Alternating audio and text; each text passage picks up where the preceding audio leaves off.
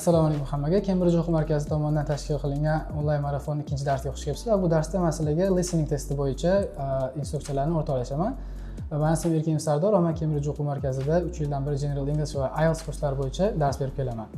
Xo'p, bugungi darsimizda biz bir qancha narsalarni o'rganamiz. Bu darslarning ichida IELTS imtihoni qanaqa, o'zi strukturasi qanaqa bo'ladi, necha daqiqa davom etadi va IELTS 4 ta qismi, ularda nima bo'ladi va qanaqa turdagi ma'lumotlar bo'ladi, shularni o'rtoqlashamiz. Va keyin o'quvchilar yo'l qo'yadigan eng ko'p xatolar va u xatolarni qanaqa qilib yengib o'tish va oxirida IELTS imtihonidan eng yuqori ballarni olish uchun maslahatlar bilan o'rtoqlashamiz.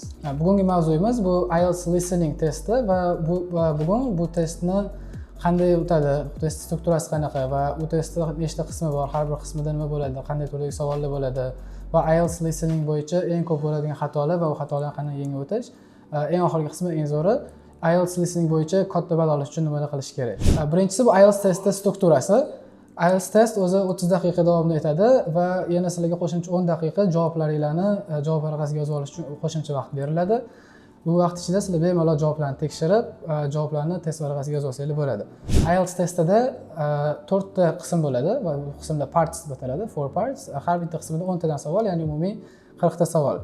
Va IELTS listeningga qiyin joylaridan bittasi audio fayl faqatgina bir marta qo'yiladi va buni orqaga qaytarish imkoni yo'q.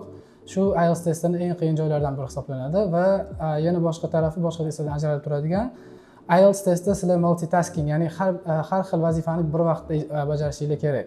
Sizlar bir vaqtda o'zida savolni o'qib va uni eshitib, javoblarni ham yozib olishga ulgurishingiz kerak. Shu qismida ham IELTS ballari hisoblanadi. Lekin listening qismi qiyin hisoblangani bilan odatda studentlar eng katta ballni listening qismidan oladi va buni masalan British Council yoki IELTS Orbit saytlaridan ham tekshirib ko'rsangiz bo'ladi. Butun dunyo bo'yicha o'rtacha IELTS ballarini bahosi listening qismidan hamma davlatlarda deyarli eng yuqorisi. IELTS listening testi ikkita qismga bo'linadi. Birinchi qismi bu audio fayllar. Bu audio fayllarda sizlar nimalarni eshitishinglarni bilishingiz kerak va ikkinchi qismi bu qog'ozdagi savollar. Hozir birinchi audio fayllardan boshlaymiz. Audio fayllar boya aytib o'tganimdek 4 ta qismda bo'ladi va birinchi qism odatda everyday English, ya'ni har kungi hayotda uchrashadigan ingliz tilidagi savollar. Bu yerda qanaqadir joyga telefon qo'yib registratsiya qilayotgan bo'lishi mumkin va bunda telefon nomeri oladi, ismini yozib qoladi va shunga o'xshagan oddiy oson so'zlarni ishlatib beriladigan savollar. Ikkinchi qismi odatda monolog bo'ladi. Ingliz tilida, ya'ni radioda qanaqadir chiqadigan monolog, ya'ni bu yerda ham har kungi ishlatiladigan so'zlarni ishlatiladi, lekin savollarning turi biroz birinchi qismga qaraganda sal qiyinroq bo'ladi. Uchinchi qismi bu ko'p o'quvchilar uchun qiyinchilik tug'diradigan qism. Bu qismda ko'proq bizda o'sha akademik vocabulary bo'ladi, ya'ni o'qish sharoitida ishlatiladigan va ilmiy so'zlar ko'p ishlatiladi va u yerda 2 tadan 4 tagacha odam gapiradi. Shuning uchun bu qismda ko'proq biz ovozlardan farqlab olishimiz kerak. Qaysi odam nima gapiryapti va bu qism o'sha imminni so'z ishlatilgan, qiyin so'zlar ishlatilgan hisobidan ham qiyinroq bo'ladi. Va oxirgi qism bunda ham xuddi shunaqa ilmiy so'zlar ishlatiladi, qiyin so'zlar ishlatiladi va bu qismda orasida pauza bo'lmaydi. Ya'ni har bitta qismida odatda o'rtasida va oxirida 30 sekund yoki 15 sekund sizlarga testga savolga qarab olishga vaqt beriladi, lekin 4-sectiondan keyin, 4-partdan keyin sizlarga odatda qarab olishga vaqt berilmaydi. Endi hozir IELTS imtihonida sizlarga tushishi mumkin bo'lgan har xil savollar turi haqida gaplashib chiqamiz. Birinchi savol va IELTS imtihonida eng ko'p uchraydigan savollardan bittasi bu gap filling savollari, ya'ni bo'sh joylarga so'zlarni yozib qoldirish. Bu turdagi savollar bitta misolini hozir ekraningizda ko'rsanglar bo'ladi va mana bu savolda ham hozir qarasanglar 17, 18, 19 savollarda joy qoldirib ketilgan va shu joyga tepasida yozilganda no more than 3 words. Ya'ni 3 tadan ko'p bo'lmagan so'z, bitta, ikkita yoki 3 ta so'z yozish kerak va bu turdagi savollar odatda eng osonlari hisoblanadi. Chunki eshitgan so'zingizni shunday yozib qo'ysangiz, eshitganingizni yozib qo'ysangiz bo'ldi. Va bu savolni qilish uchun asosiy savetlardan bittasi bu spelling, ya'ni so'zni eshitgandan keyin to'g'ri yozib qolish kerak va oldindan ma'lumotga qarab nima haqida, qanaqa ma'lumot keladi shuni bilib olish kerak va har doim word limitga ahamiyat berish kerak. Ya'ni mana bu savolda ko'rib turganingizdek no more than 3 words, ya'ni 3 ta so'z yozsangiz bo'ladi maksimum. Va bu joyda ba'zi holatda 3 ta, ba'zi holatda 2 ta bo'lib qoladi. Lekin 2 ta yozilgan joyda biz 3 ta yozib qo'ysak, bu xato hisoblanadi va shu narsaga o'quvchilar e'tibor berish kerak bo'ladi. Va hozir ekraningizda yana gap filling savolining ikkinchi turini ko'rsanglar bo'ladi. Bu gap filling savollari har xil shaklda kelishi mumkin. Tablica shaklida kelishi mumkin yoki list shaklida kelishi mumkin. Lekin qanaqa shaklda kelsa ham bizda qilish metodi o'zgarmaydi. Ya'ni biz odatda haligi savollarning tagiga keywords deyiladi. Eng muhim so'zlarni tagiga chizib qo'yamiz va eshitganda shu so'zlarga qarab biz javobini topishimiz kerak bo'ladi.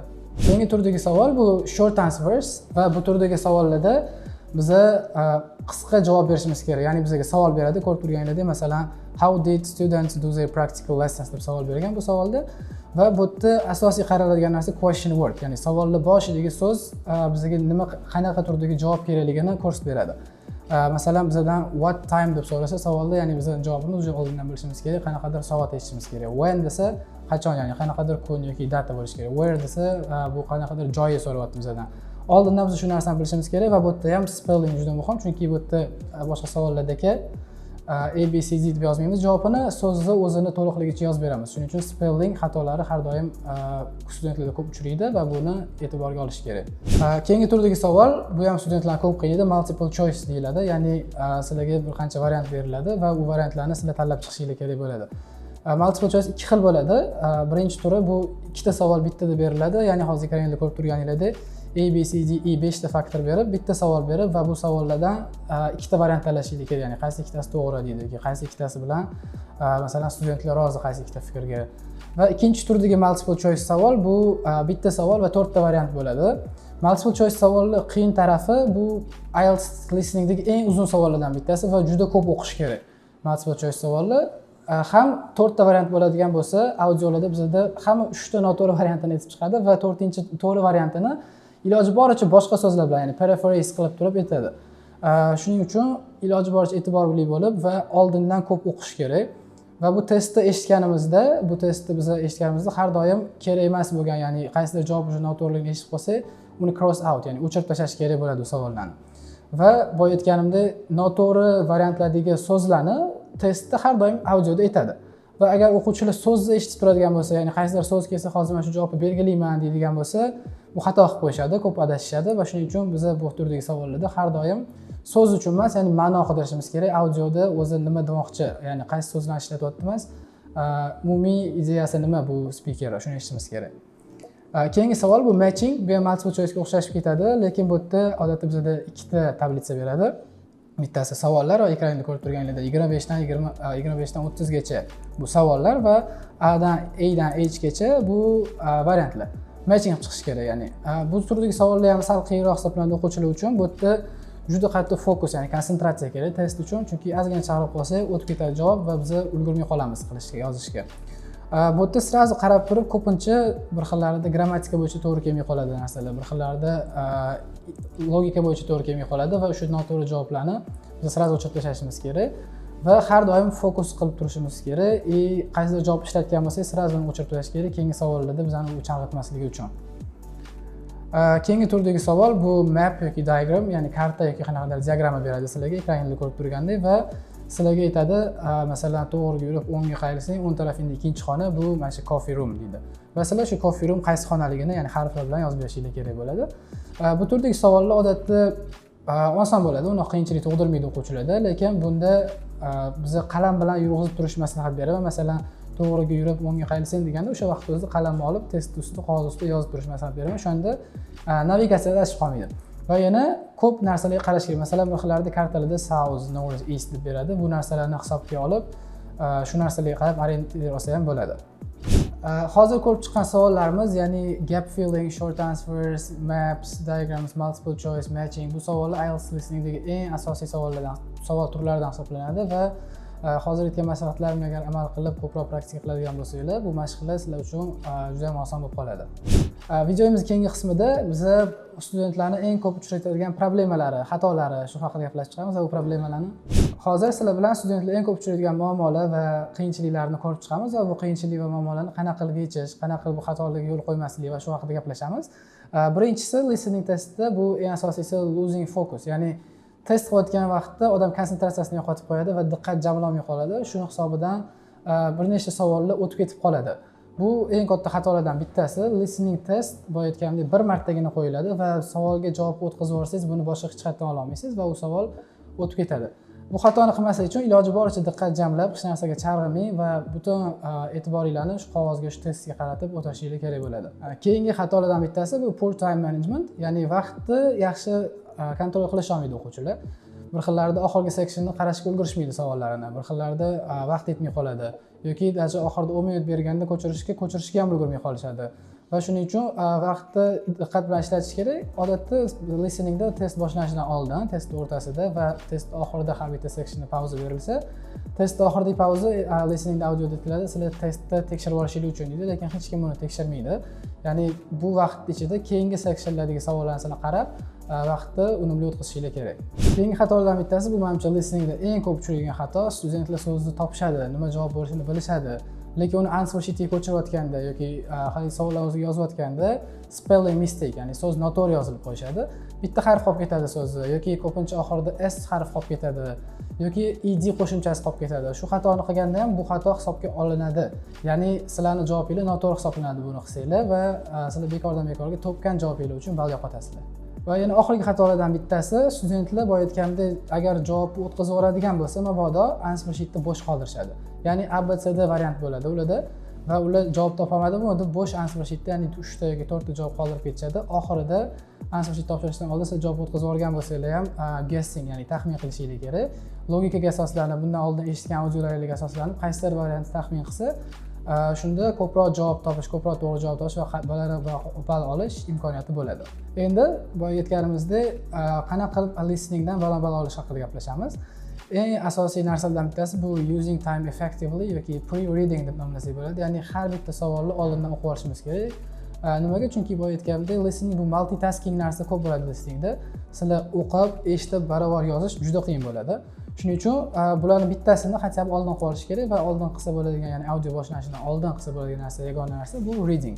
Ya'ni har bitta savol sizlarga eshitilishidan oldin sizlar bu savolni juda yaxshi darajada tushunib olishingiz kerak bo'ladi va unga javobni kutib turib, ya'ni o'qish uchun emas, o'sha miyangizda bo'lsa bu savol faqatgina to'g'ri javob yozish uchun kutib turishingiz kerak bo'ladi. Ikkinchi maslahat, ko'pincha odamlar listening qilayotganda bitta savolga qarab turadi va agar u savol javobini o'tkazib olgan bo'lsa, ketidan 2 ta 3 ta savol o'tib ketadi va masalan birinchi savolga qarab turgan bo'lsangiz, ikkinchi, uchinchi savol ketadi va siz to'rtinchisiga borib yetib olasiz. 3 ta savol, ya'ni 3 ta ball ketdi sizlardan.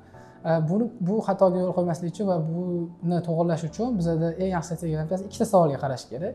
Ya'ni masalan sizlar birinchi savolni kutayotgan bo'lsanglar, birinchi va ikkinchi savolni kutib turasizlar.